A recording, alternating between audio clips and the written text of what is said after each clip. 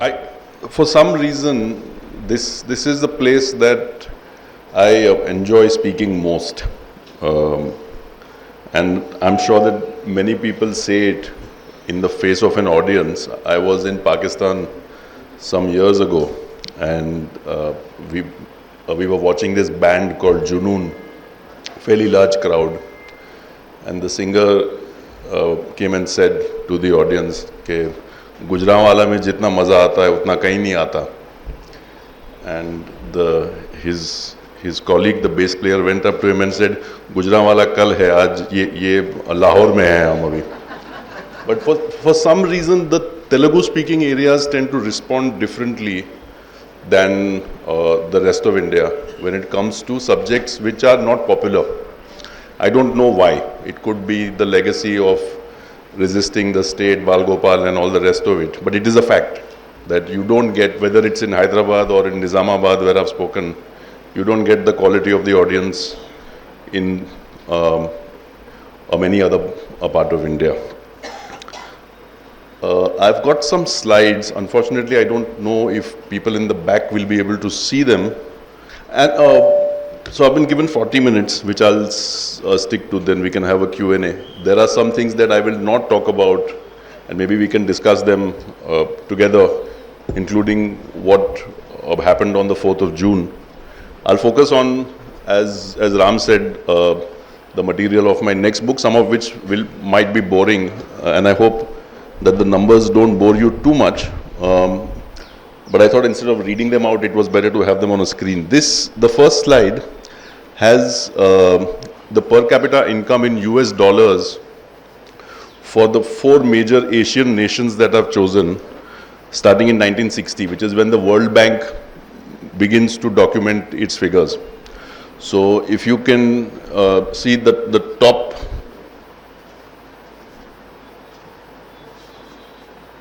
the comparison from the left is India, China, South Korea and Japan. India and China in 1960 are at the same level of what is called development, but is actually just per capita income as it is calculated by the World Bank. We are at $82, 1960. China is at $89. South Korea is twice the size of China and India in 1960. Japan is about 6 to 7 times bigger at 568. A few things are striking about this chart. First is that we remain more or less parallel with China through the decades. So the first 2 columns, in 1970, India is at $112 per capita. China is at 113. In 1980, 266 for us, 194 for them. They fell behind the Cultural Revolution and all that. 1990, which is the last time the 2 countries are together, we are at $367 per person. They are at $317, slightly behind us. After 1990, things change. India continues in the same pattern of growth that we have seen in the 60s, 70s and 80s. China moves into a different space. So in 2000, for the first time, a gap opens up between India and China. So we are at $443 per person per year in the year 2000. China is at 959, so it's doubled. In the year 2010, we are at $1,357. They are at 4,450. So they've tripled. They've gone 3 times ahead of us. And in 2020, we were at about $2,000, slightly less, and they were at about $10,000, slightly more. Currently, in 2023, we are at about 2,500, and they are at about 12,500. So it's gone to about 5 times. The other striking thing is that countries that were twice our size in 1960, in per capita GDP, I should clarify again, have now become 17 times our size in the case of South Korea. So that not only is it the case that they have been growing very fast, which they have been, but also the case that we haven't been able to keep up with them in those periods of our history where they were able to grow at our scale, given the kind of per capita income we had, let's say in 1990, they were able to grow at rates that we have never been able to. By that I mean high rates of growth, double digit consistently, 14-15% per year in some cases. Export led, of course, they had their own model. But the reason why this gap has opened up is because of the fact that A, they were able to consistently post growth rates of that magnitude, and we have never been able to.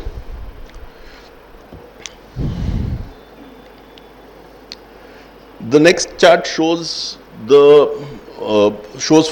three countries from South Asia, India, Pakistan and China, and it shows the last column is sub-Saharan Africa, that part of Africa which is under the Arab belt, the poorer part of Africa. And if you look at the numbers there, in 1960, the three countries of South Asia are more or less the same. Bangladesh is not born yet, so this is a derived figure, but we are all at about $80. Sub-Saharan Africa is much more than us. It's at 137. What happens in the decades since is that India follows a historical pattern of doubling its per capita income in dollars every 12 years. And I'll come to another slide which might make that clearer. But the two or three things are striking here. One is Bangladesh consistently remains behind India till 2019, the year before COVID, when they go in front, and they've remained in front. And if you look at, say, 2014, which is a good year to make the comparison, Bangladesh is roughly 33% behind us in that year. So not only have they caught up in the last 10 years, they've gone slightly ahead, and it is projected that they will remain ahead for a variety of reasons. The other striking thing is that Pakistan, while it has struggled to keep pace with Bangladesh and with India, is not that far behind. It's doing average, as is sub-Saharan Africa. We don't belong on that previous slide, which has Japan and South Korea, maybe China. We belong on this slide, where in 2020, India is at $1,900, Bangladesh is at 2,200, Pakistan is at 1,500, and so is sub-Saharan Africa. I don't think this necessarily is the understanding of either the state in India or large parts of the media or large parts of the population. We see ourselves as, rightly so, I think all countries should be ambitious and want, particularly countries that are democracies the size that we are. All countries should hope for it, but I think there should be an element of realism about where you actually are. And I think that the numbers, once you stare them in the face, will tell you that it is not the case that in 2047, which is the goal that we have set ourselves, India will become a developed nation. So if we continue in the historical pattern that we've grown, and there are actually problems why even that kind of growth might not be available in the years to come. But even if we do that, in 2047 we'll be at about $9,000, 8,800. And the problem with that is that there's this man who questioned from within China's government, a man called Li Keqiang. He died a short while ago. He said something that many people didn't know, which is that 600 million people in China survived on 11,500 rupees a month. They couldn't afford a room in one of China's major cities. So at a per capita income of $12,500, which will be more than what we'll be in 2047 if we continue along the path that we have been, we will still have hundreds of millions of people who are at that level of poverty, which is actual poverty.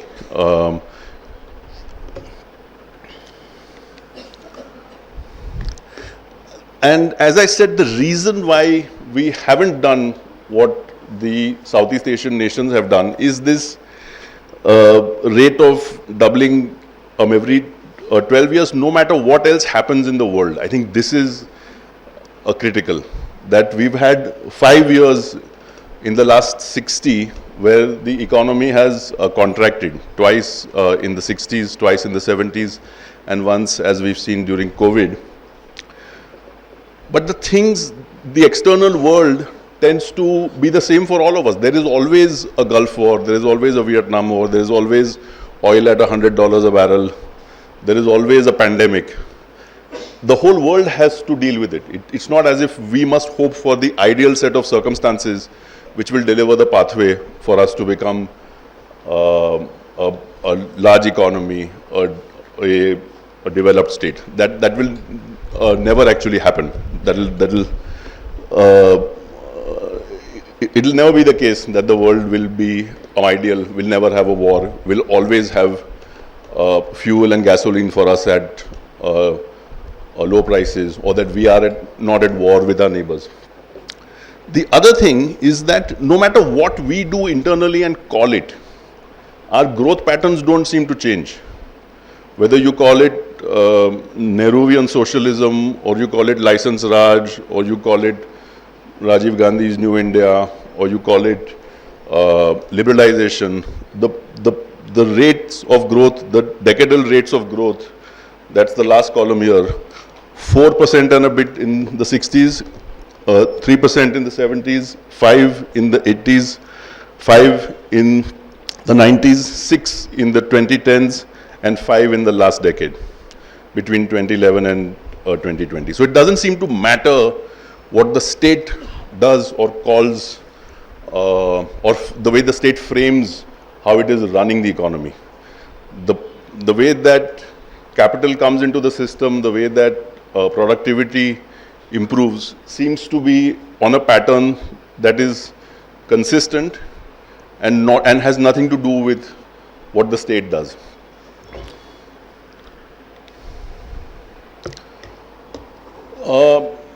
This is a slide on the human development indicators. Here also what you find is India has remained consistent with the other South Asian nations on the 3 elements that constitute development according to HDI and Mehboob ul Haq. So we were at, Bangladesh leads here as well, by the way. So till the 80s, Bangladesh was behind the rest of South Asia and behind India on life expectancy, education, and per capita income, obviously. But in the last 20 years, they seem to have done something better than Pakistan and better than us, and have gone slightly ahead. But even so, the numbers are not particularly flattering. So you see Bangladesh at 108 in 1990, we are at 94. This was on a smaller set of nations. I think now it's 193, I think, that the UN calls countries, of which Bangladesh is at 129, we are at 134, Pakistan is at 164.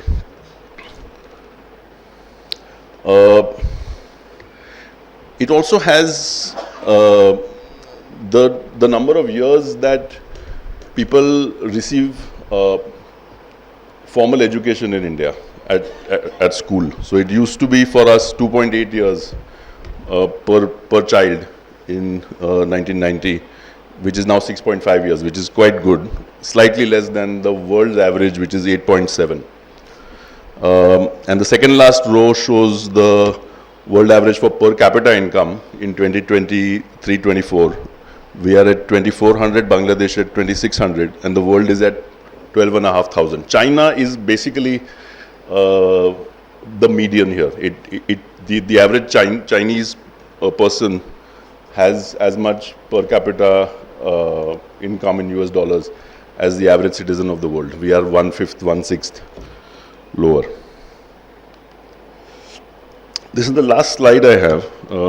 It shows there's this person who looks at the success of countries, a man called Ruchi Sharma, and he has a framework of what he says are rules. They might not be rules in the sense of the word as we know it, but he says that these 10 things tend to be common amongst nations that succeed in the economic sense. And the first one he has is demographic dividend. So we came into this period in 2018, 2019, when the majority of Indians were of working age, which is when your bulge begins. But what has happened since is that we've not been able to get the jobs for this population. So there are two sets of data that look at jobs in India. One is what the government collects itself through the labor force survey, and the other is what this company called CMI puts out. Both have, I think, a similar board of about 1.5 lakh people that they keep going back to. And CMI says that the number of Indians who are 15 and over who are working or looking for work is 40%. So in the US, the Bureau of Labor says that this number is 62%. For China and Vietnam, it's over 70%. We are the lowest in South Asia if the data is to be believed. There are some issues with collecting data on this scale. But the fact is that going back to the same sets of people regularly means that these two are the most credible sources we have. The government data set includes something called unpaid household labor.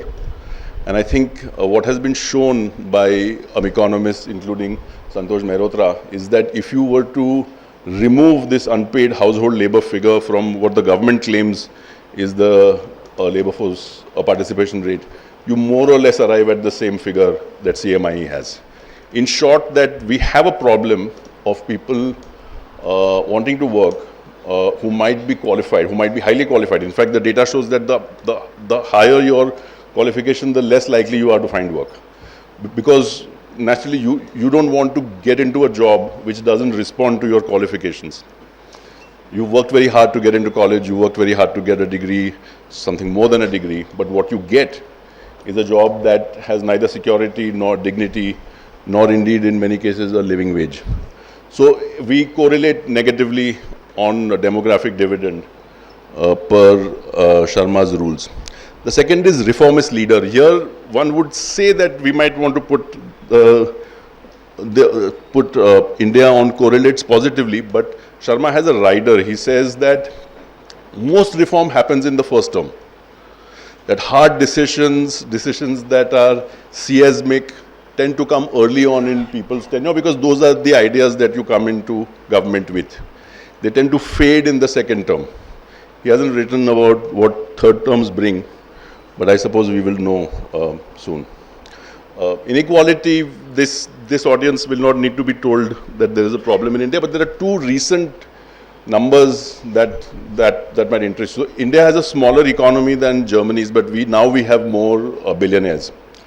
And as we saw, India is a fifth the size of China's economy, but the two richest Asians are Indian men.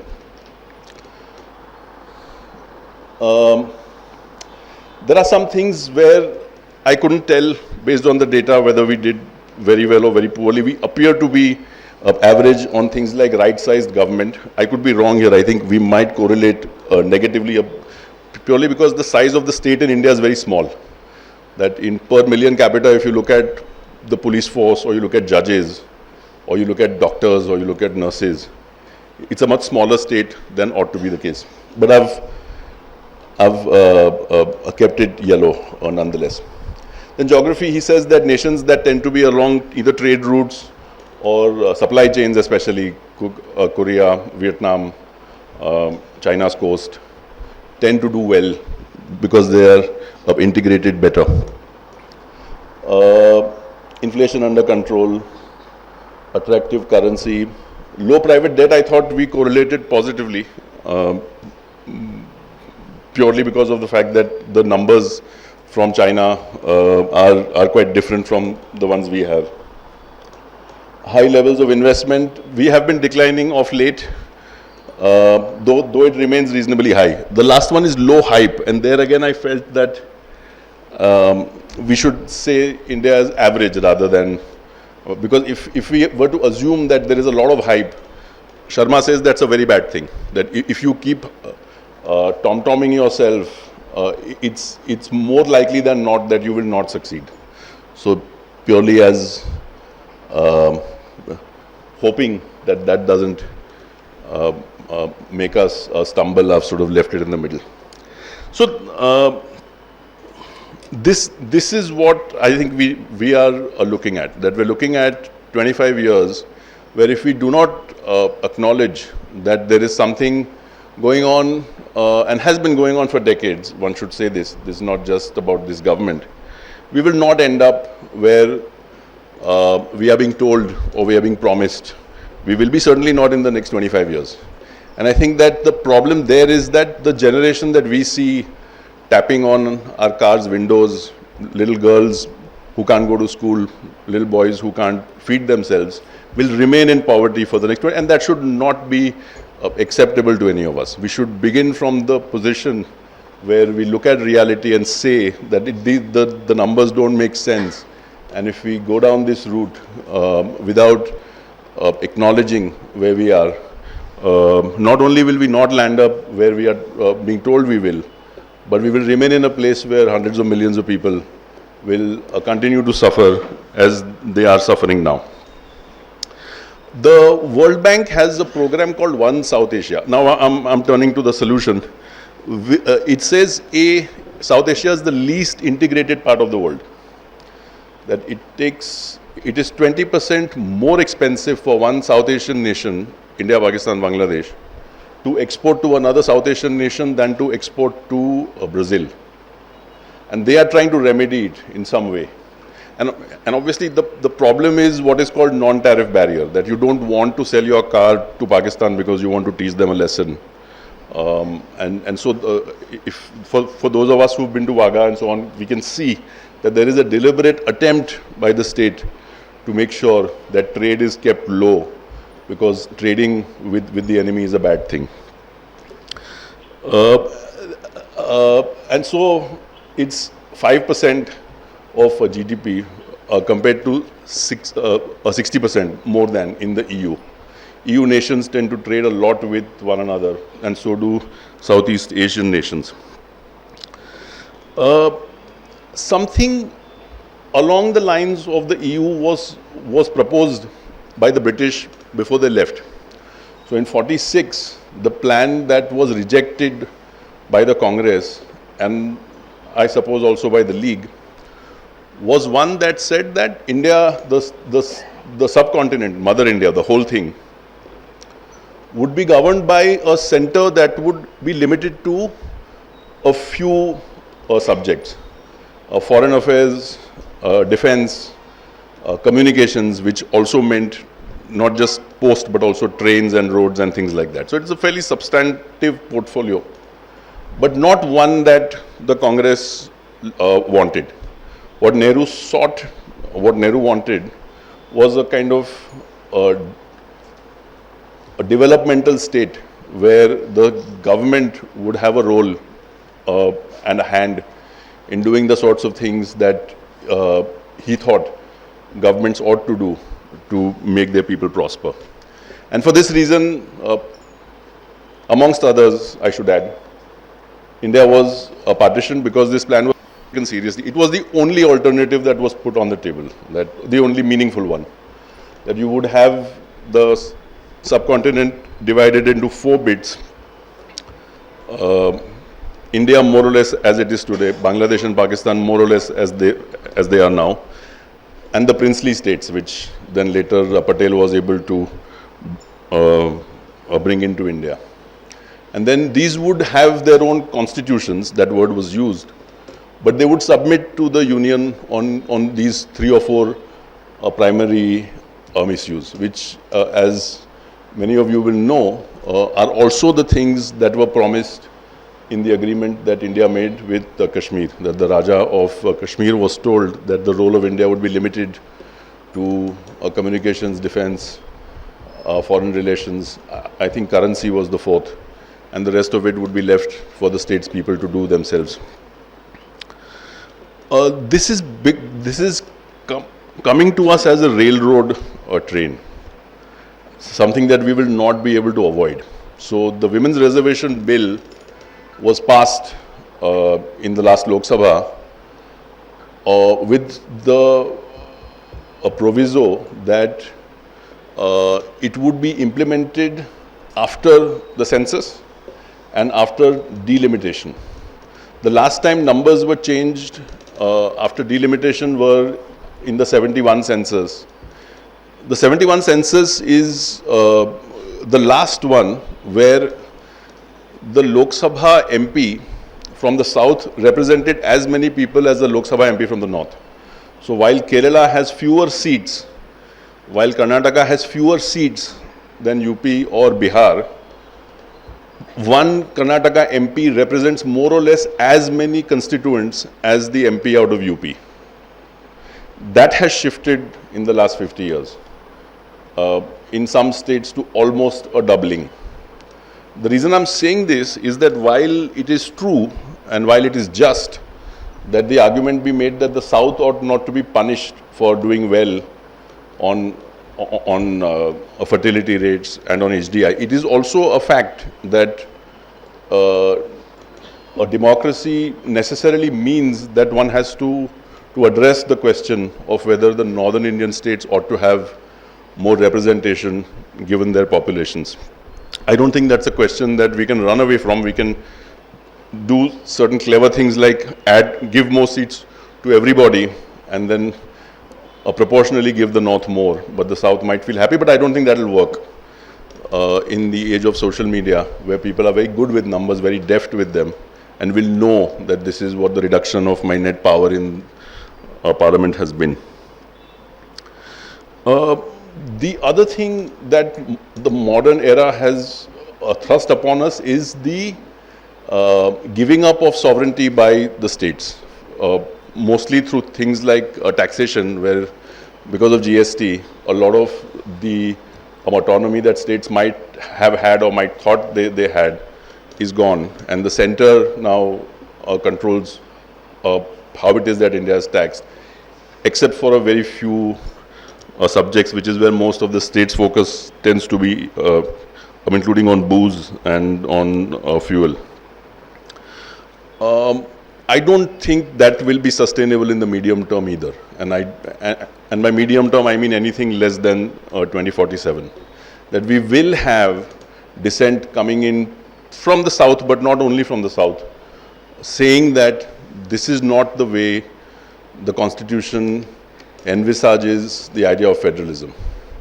The other way, other than the economy, obviously, is through law and order, and through things like things like education. That either subjects that are deemed to be state subjects or deemed to be concurrent tend to be appropriated by the union in a way that we haven't seen before. And I think if you look at law and order and the fact that you've got opponents of the union government in jail, and what many of us think is the misuse of the union agencies, including ones controlled by the finance ministry, the NCB, the NIA, the CBI, obviously, the ED. This has produced resentment and will have to be addressed at the level of structure. And I don't think that not talking about it is going to solve it, or that the problem is going to go away. The last point here is that we are, all of us, faced with issues of a magnitude that require us to work with one another, including on things like climate change. I'm fortunate to live in Bangalore, but even there, it has been the case that over the last 30 months, life has become more difficult in the annual cycle of seasons than people thought it would be, and this has come upon us fairly quickly and is not going to change as far as we understand it, anytime soon. What is to be done?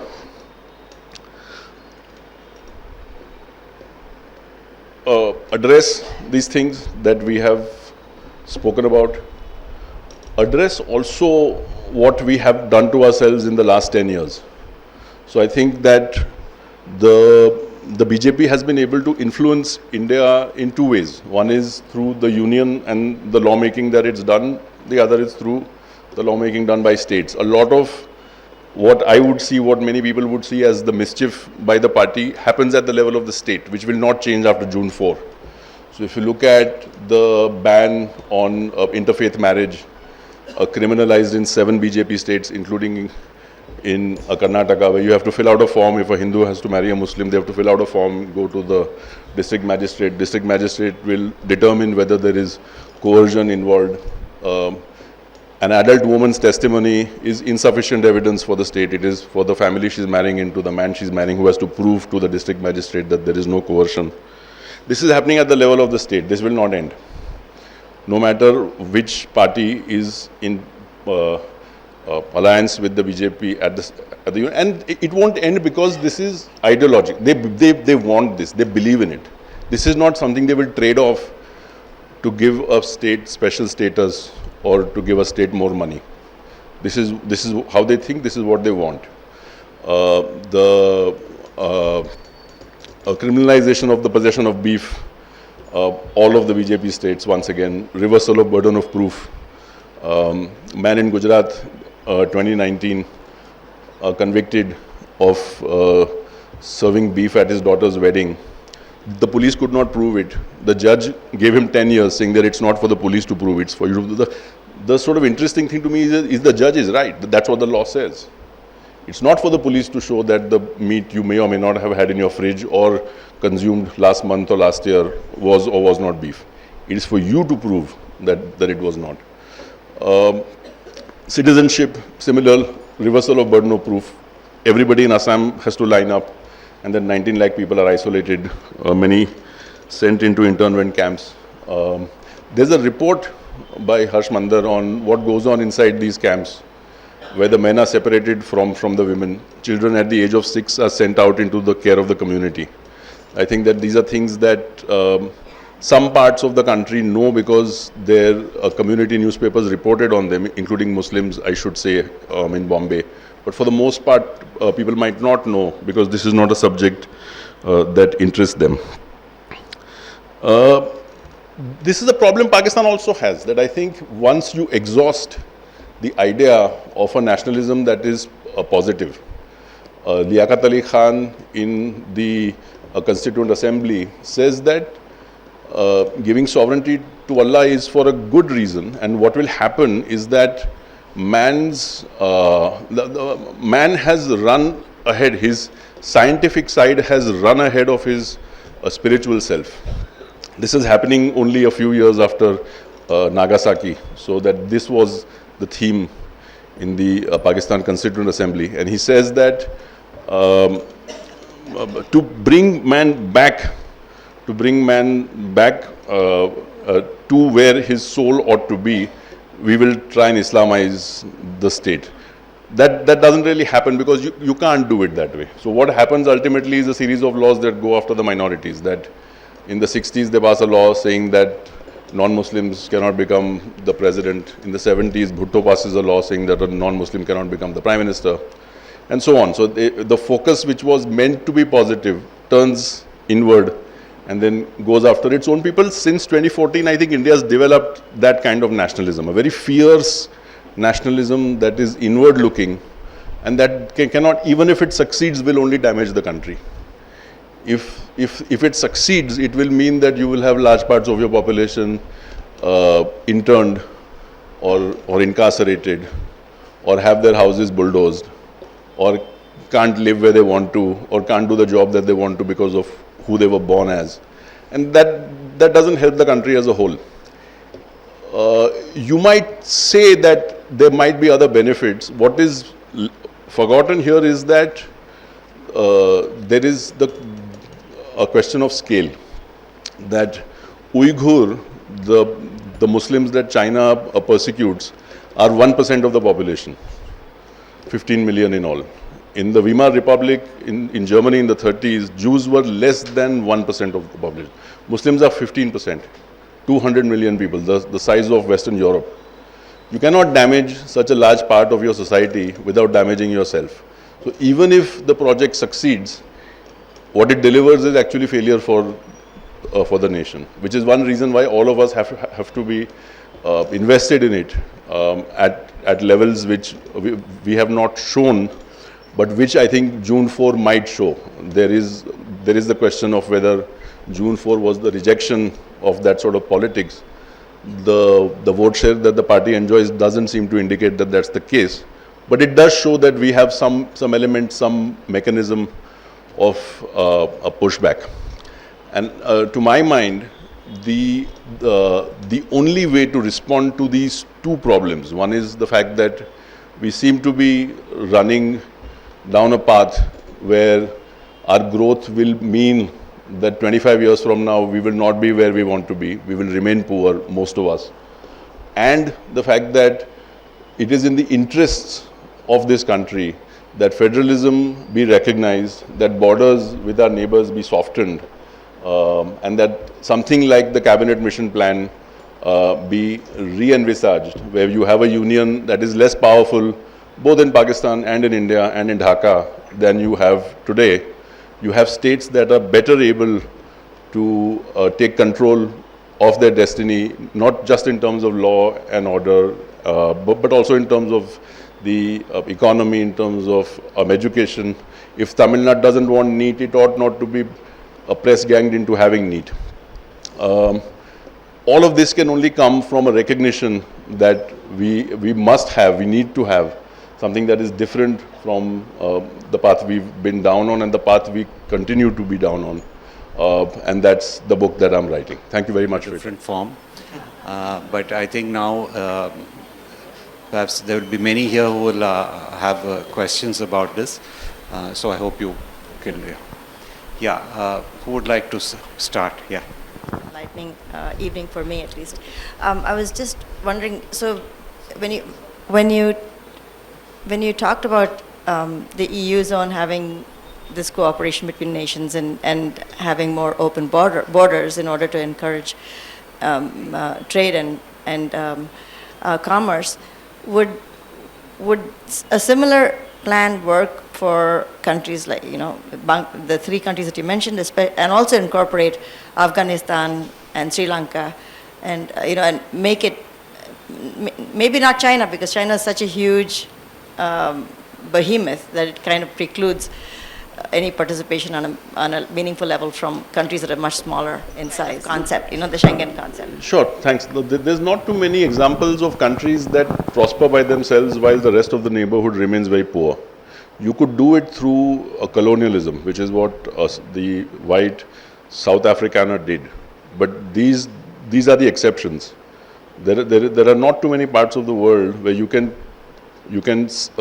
go down a route that you determine for yourself, ignore all of your neighbors, and say that I can do it on my own. I accept that there is a fundamental problem here. One of the names of the book that I had toyed with was the case for Akhand Bharat. But I don't think we can run away from the idea that we are damaging ourselves deliberately with this. If you are not able to, as the manufacturing power in South Asia, for us to say that we will not trade with Pakistan is harmful to us. Pakistan might have a different view that, well, since the base is there, we might have a collapse of manufacturing there. But to be fair to both of us, or to be unfair to both of us, manufacturing is doing well in neither state. India was, in 2014, just before Make in India, we were at 16% of GDP in manufacturing. We're at about 13.5% now. And I don't want to blame the government for it, but I'm saying that if this is staring us in the face, it needs to be acknowledged in some way that we have to reach out. Western Europe fought far bloodier wars than we have with Pakistan. and they were able to make peace with them, with one another not that long ago. Globalization and what the 3 decades of globalization has done, it made India a rich state to significantly. It has shown certain growth, but the idea of free flowing of borders went in an opposite direction. Now, the plan that you're suggesting in a certain way, we do want to go there. When you look at India saying, oh, we want to let rupee be transacted with Singapore, with Malaysia, with Southeast Asia, that whole one Southeast Asia, the World Bank plans. At a certain level, these plans, economic plans, are coming from the neoliberals. But when it comes to Bangladesh and Pakistan, what you're saying is absolutely right. And we witness some of these being experimented currently in Sri Lanka, where with Sri Lanka's own economy in the tatters, India is trying to play the big brother role and is encouraging tourism, travel to Sri Lanka, free flow of movements, right? But the Northeast and like Bangladesh and what we are seeing there is like a lack of control, a lack of interest to even invest in understanding the problem, because they have this top-down vision and they're not allowing even the locals in Assam to come about and suggest what they could do about NRC and delimitation. What do you think of letting people actually participate in some of these plans? In 2020, in January 2020, 2/3 of India's military divisions faced West, Pakistan. Even today, after Ladakh, 4 years after Ladakh, the majority of India's soldiers are facing the West, they face the Pakistan border. The assumption is that India's national security threat comes from there. And the reason why we have such a large land-based army is because of the fact that the government thinks that this is where money should be. You can't cut too much money from there. You have to give. One reason why we have the Agniveer scheme is that the government is trying to figure out how to be slightly more pragmatic and Gujarati in a subject that it doesn't really understand, which is the military. But it's basically, as people know, it's aimed at the pension bill of soldiers. But if you have this coming from the top down, it is important that that thinking be challenged and in time be changed, and I think it can be. 2 points. One is that if you see the total number of people who actually vote for the BJP, who press the button for the BJP, is 225 million. 950 million vote, get voter IDs, 600 and something vote, 38% of them. That is a figure of 225 million. Out of 950 million voters, 225 million vote for the BJP. That's one data point. The second data point is that when you look at the GDP, it's completely skewed towards 50 million people. There are 50 million people who have deduplicated mutual funds, they buy cars, they buy two-wheelers. We are sitting on a powder keg. So you got 50 million people, you got 220 odd million people who vote for one political formation, and the rest are just falling off the cliff. In the Constituent Assembly, and this is what we think is the best for us. And given that a 38% vote share is very good, very few parties can command or keep that. We should also respect the fact that large parts of northern India, the BJP wins and keeps. It doesn't let it go. There is no anti-incumbency of the sort in, say, Gujarat that you see in Karnataka. Even in Karnataka, where they lost the state last year, thank God, they held on to their vote share. It was 36% in both the polls. I think that they have very good competence on the ground. They use the tools that they have available to them better than most people, and they are willing to go into the dark side in a way that the other parties are not willing, and which is a good thing so far as the other parties go. But we have to accept that even though that is not a majority of voters, it is a plurality, and in first past the post, that's all that counts. To the second, I think, yes, that it is a problem, that you have a media. We have a very strange media. India is the only part, even of the subcontinent, where if you go to Karachi or you go to Dhaka, the newspaper is 30 rupees. The reader is not subsidized to the extent that she is in Bombay or here. And because of that, the primary client for the newspaper editor, including myself in all the decades that I ran newspapers, was the advertiser. You want to put up material that looks good around that ad, and that is how newspapers function, that's how TV channels function. Cable news network is called cable news network because there is a subscription that comes, that has to be paid by the person who gets the cable. You don't get CNN for free. You can't get it at all in India, including on YouTube. But all the news channels we have are free. So you have focus, disproportionate focus on a small set of people. That is where the attention will be. That you want to talk about those people who buy cars and two-wheelers and consumer durables. And you don't have people in newspapers with even the agriculture beat anymore. Yeah, good presentation, Aakar Patel. I always fancy your articles in Deccan Chronicle. I read them with great relish. I am a retired civil servant, retired about a generation ago, so I may not be in close link with the modern technology and all that, but I get exposed to it, of course. One thing which has been mentioned repeatedly in the past 10, 15 years, or even 20 years, is globalization is a mantra, and globalization is a concept which should be implemented. That would mean that we should be in competition with every country, competition with ourselves, and so that you can innovate, create better quality and all that, so you progress very well in globalization.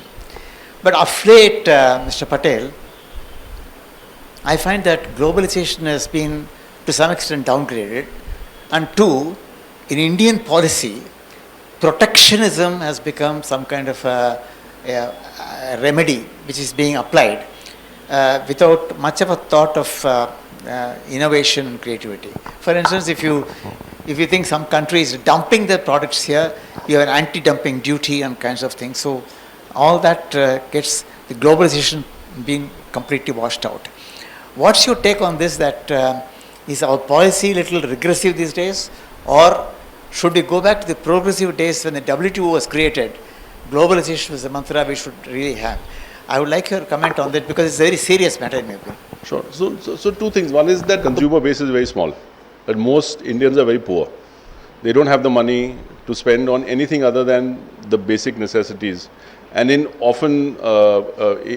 many states, not even on that. I was speaking to somebody who's the recipient of the 5 kilos of grain that go free. Even there is a problem that these 80 crore people don't always get it.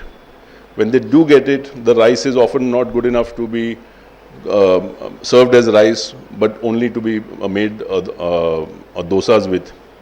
Often people have shifted from one color. I was told it was orange and green, that if your ration card goes into orange, you no longer receive it randomly.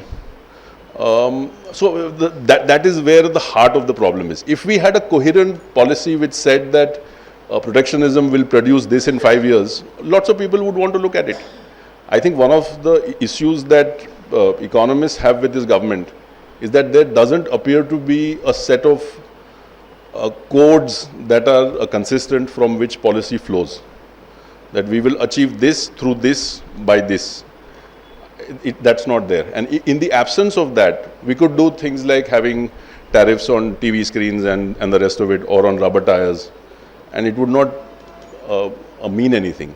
Any policy that we have in the widest possible sense ought to be one where we try and make sure that we bring in, say, let's have a modest number. Let's say 200 million people. 20 crore people will become middle class over the next 10 years, which means they will make 30,000 rupees a month or something like that. From that, you can get a series of policy recommendations which you can test and bring about. In the absence of such things, I don't think it matters to a large extent what it is that we do or we don't do. So and the preservation of the federal structure, right?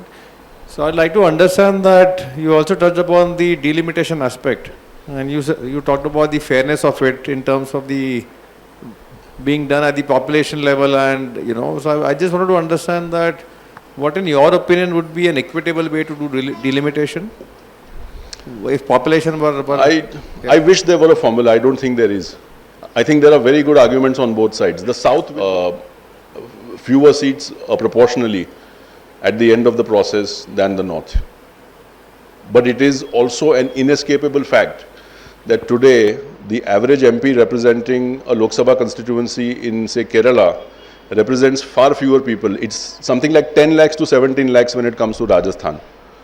And that is a problem that we have to acknowledge. Happily, I think that the solution lies in making sure that not all of the stakes are kept in that Lok Sabha, that not all of the power is held by the union, that there is some element of autonomy that I am enjoying in the South, which makes me okay with devolving, with giving up some more power to the North. In the absence of that, if the union both wants to retain the levels of power it has today and wants to devolve in the way that the numbers go, there will be a problem. Hello, sir. Do you think taking the Lok Sabha with respect to population proportionally and maybe changing the Rajya Sabha to the US model of Senate, where each state gets an equitable share, would be like a good way to move forward, because that might really offset the states that really don't have a voice, especially Northeast, and maybe South if it loses share in the Lok Sabha. And secondly, the graph that you showed was really intriguing, that the decadal growth rates have largely remained unaltered, which is really puzzling, especially post 1991. If things have still remained the same, do you think, I mean, is it because that we haven't liberalized enough, or what is your sense of what's going wrong? The Senate is a talking shop to a large extent, but it's a talking shop with power, because the US does have 4 dozen or whatever it is military bases across the world. That when you have a Senate Foreign Relations Committee that is actually invested with real power. India in December 2019, there was a resolution in the House tabled by Pramila Jayapal, this congresswoman from Washington, House Resolution 745. It says that it condemned India for the 17-month internet blockade in Kashmir. Trump was in office.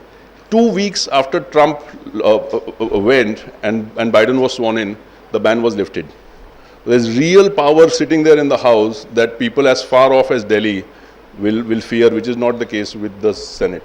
Why is it that decadal growth rates tend to remain the same? I don't know. There is something Indian about the way that we go about our economy. And as I said, whatever name you want to call it, it doesn't seem to make that big a difference. More taxes, and this is going to the north, and in all our quiet private conversations we say, someday we must have a separate South India. I know it's anti-national to say that, but that's not the point I'm making. The point I'm making is the structure of the federal structure is weakened because it's a destination tax, and there will be this restlessness over a period of time that the people who are consuming are paying taxes, and the people who are getting that money and they're not paying the taxes. How long will this dissonance continue before we think of something else? It's very possible. You have to get the states on board, which they did, and they were able to not only press gang. I think Jaitley was fairly formidable in his powers to advocate for the law and get it through, which he did. I suspect that the problem is not so much as the tax itself, so much as the removal of the autonomy from states to tax further.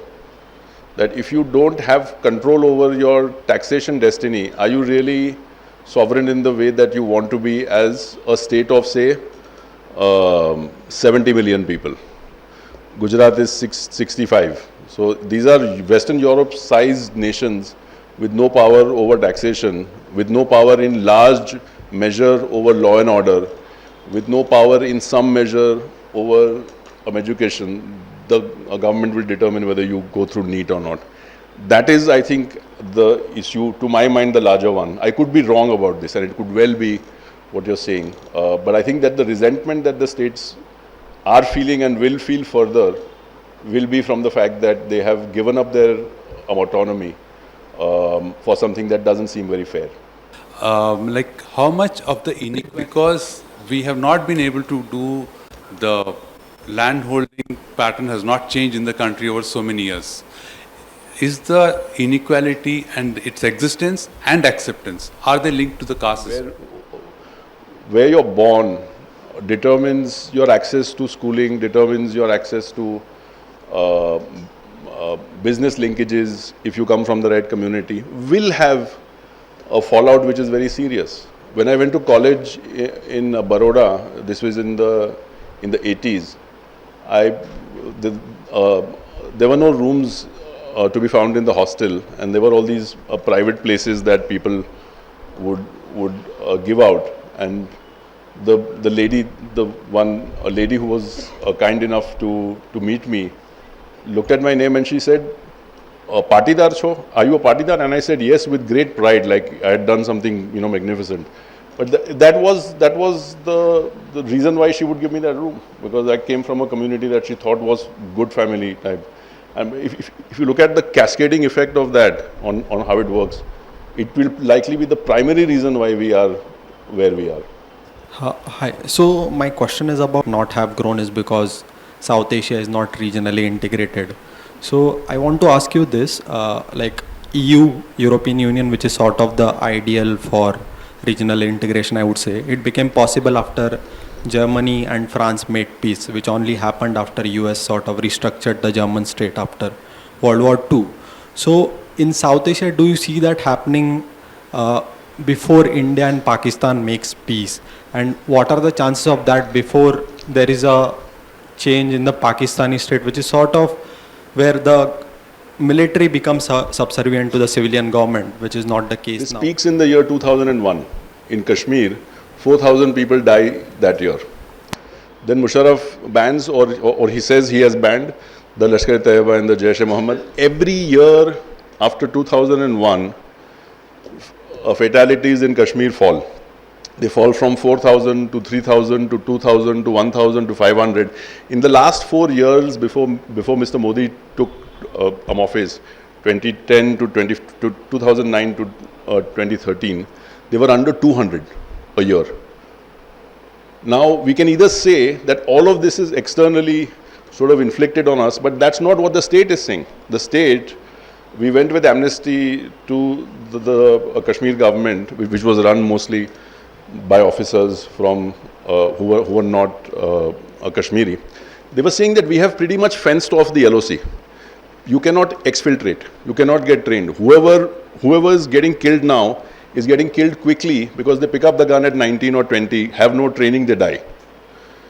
We are basically killing our own people. We are not at war with Pakistan.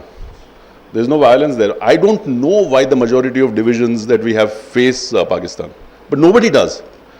We are not in a state of war with them, but we are deploying resource on the assumption that we are. The numbers do not justify our claim that terrorism is the reason why we are not speaking to them. Our own numbers say that. These are not numbers that they are giving us. So I would say it's sort of relatively easy should we choose to do it. And I don't see why we should wait for having it thrust upon us before we do it ourselves. Just now, as I was listening to you, your book that came out previously, which basically was written during the waxing years of Modi, have captured the story at the halfway point as well as maybe just before this election. Now that we are facing the new phase of Modi, who is working in a different format, how do you see the data change on any 3 or 4 of the parameters that you actually focus in your book? Could you share your thought and your thinking at the moment? Look at, say, the indices on democracy. To a large extent, we have been demoted because of 2 things. One is the laws. If you pass the Citizenship Amendment Act that violates Article 14 and 15 of your own constitution, that goes against the treaties you've signed globally, the UDHR, you will find yourself being marked as a country which is no longer as democratic as it was. The other is the treatment of civil society.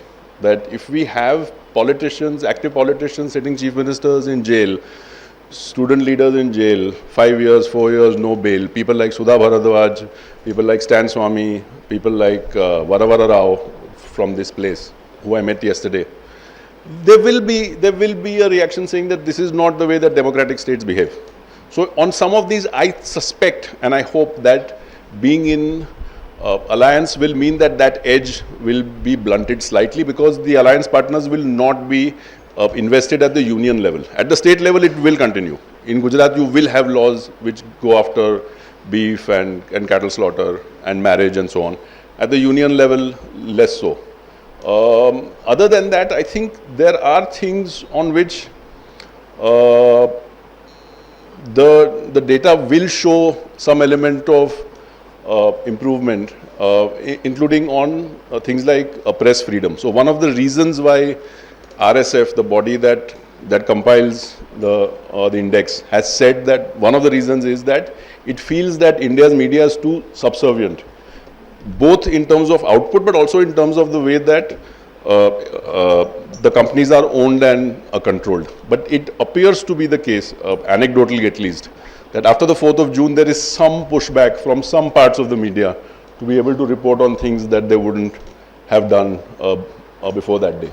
So maybe on some we will find improvement, and I hope that is the case. My question is very simple. The first question is very simple.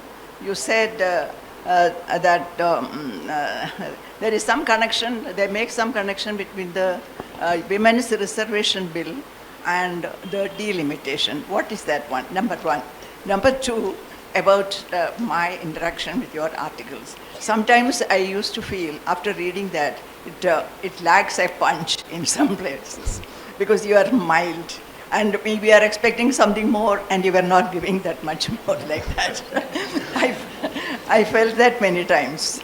See, another thing I want to tell you is that the question about delimitation. Delimitation is a very, very complicated problem. Why are you waiting? Why all of us are waiting till we are coming to the last part of it? Now is the time that we have to think about it. The South has to think about it, the North has to think about it, and the people like you should now start inspiring the people to brainstorm about it and find solutions now only, rather than pushing the people into... And I'm speculating here, India for the first time in recent history has not put out the civil registry for deaths in 2021. After 2020, when the first phase of COVID came and went, the data stopped being compiled at the union level. And it is felt, it could be wrong, that the numbers of total dead in the second wave align closer, they cleave closer to what groups including Lancet have said, which is 40 lakh, rather than the government's figure of 5 lakh. And in the census, you cannot run away from that. It's too large a number for to be hidden under the 145 crore rubric. Lacking in punch, I think my wife will be quite happy to hear that. She never reads my books. She says she finds them very boring. So I can only say get in line. On the first point, which was about... so the sequence is as follows. So we will conduct a census, which will tell us how many people are in which state. The link to the women's reservation bill is that the number of seats in parliament in the Lok Sabha will be expanded based on what the census throws up. And there is one person who's given absolute power as the chair of the Delimitation Commission. Absolute power. Nobody, no act of parliament, no law, no court can say that this is wrong. Who will then determine what state gets what. This last happened in 1971. About learning from China. 25 years, 50 years back, we were at same GDP, same per capita. Today, they are 5 times higher. The whole country looks absolutely advanced. And we are talking a lot, but we are not even trying to catch up. They are today 5 times higher than us, and the gap is growing. What lessons should we get from them to make India a little better place? I don't know, sir, if to the symphony orchestra of India is based in Bombay. I used to live in Bombay till about 15 years ago, and I was a patron there. I was a regular there. 95% of the audience is Parsi. 95% of the people playing in the orchestra were Kazakh. The only Indians who were on that orchestra were Goans, Catholics. Why is it that we tend to do worse off in genuine team sports that require harmony like football than we are with sort of individualistic start-stop sports like cricket? Maybe there's something there, I don't know. Somebody told me that if we achieve per capita GDP of X, $25,000, we'll win many more gold medals. But I wondered whether the opposite was the case, that if you have a society which is able to produce gold medal winners, that is what gives you a higher GDP rather than the other way around. But then again, it's not my subject, I don't know. One slide I thought could have added to this is you have averaged out the GDP of the whole country, but what about the state GSDP? Because we have seen it in Telangana in the last 10 years. There has been a high growth in the last 10 years. I think it was the statistics claim that Telangana is one of the highest GDP growth. And you have Bihar and UP. So isn't India, as you said, a mini Europe or equal to Europe can't we trade among the states? Forget Pakistan or Bangladesh. We have enough diversity to trade among ourselves. True. And lift up the whole ship. True. You saw that India is still behind. UP is behind by a lot.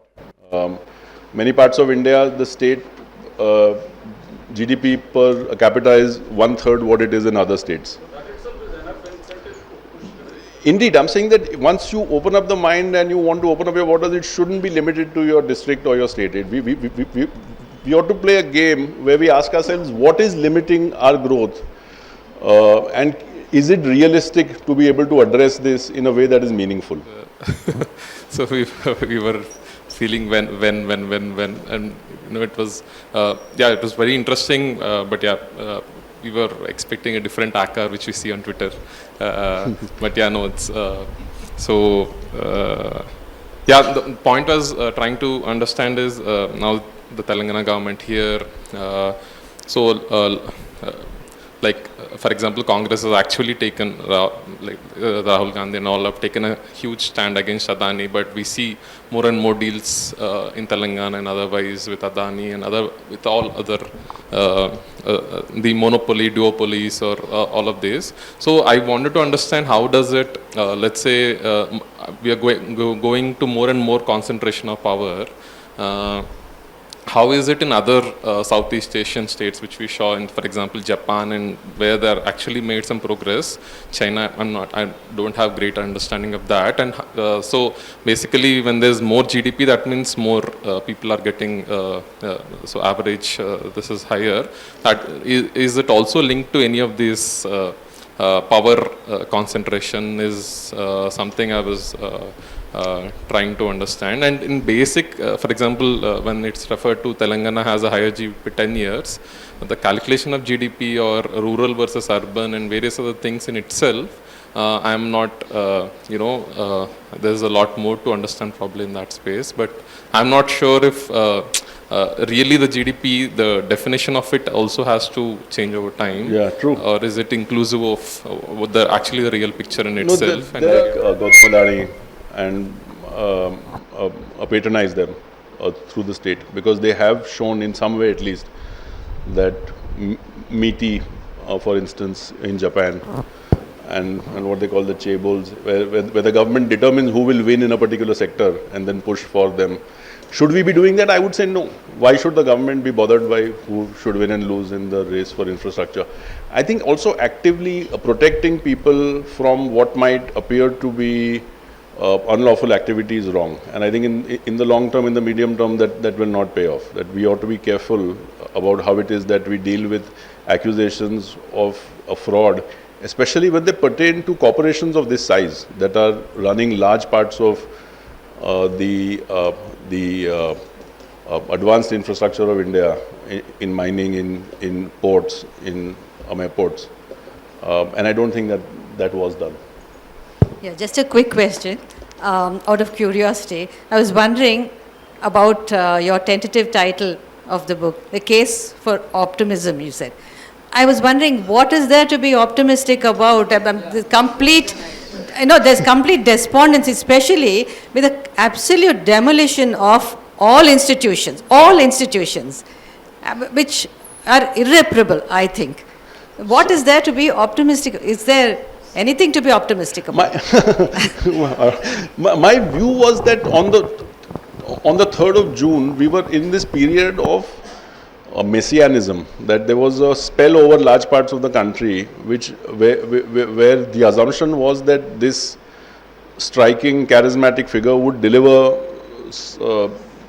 a destiny over 1,000 years, and that's the language that was used. But I'm saying that given the fact that it didn't turn out quite that way, what is the alternative to that view that we must put up as citizens, as civil society, as people who are privileged in many ways, and should be engaging with the broad questions of a government, and that led me to.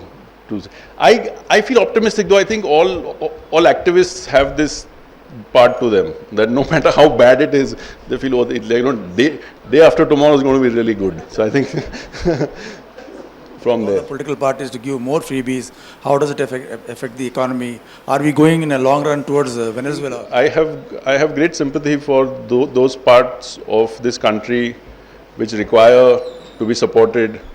And I think there's a reason why large parts of the civilized world refer to them as entitlements, that these are things that they are entitled to. It's not a gift that's coming from somebody's pocket. It's not a favor that is being done to them. Society and the state owes it to the people who live within its borders, that people be given dignity, they be given a good education, a good shot at life, which we don't have.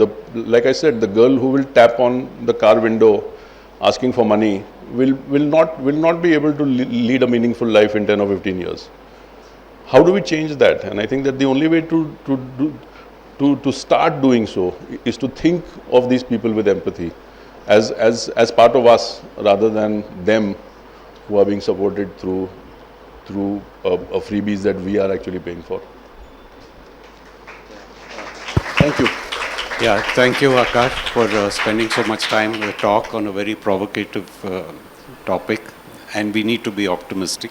And to answering questions from freebies to delimitation to globalization. I think as a columnist, you're expected to answer questions about everything. So thank you again for coming from Bangalore. And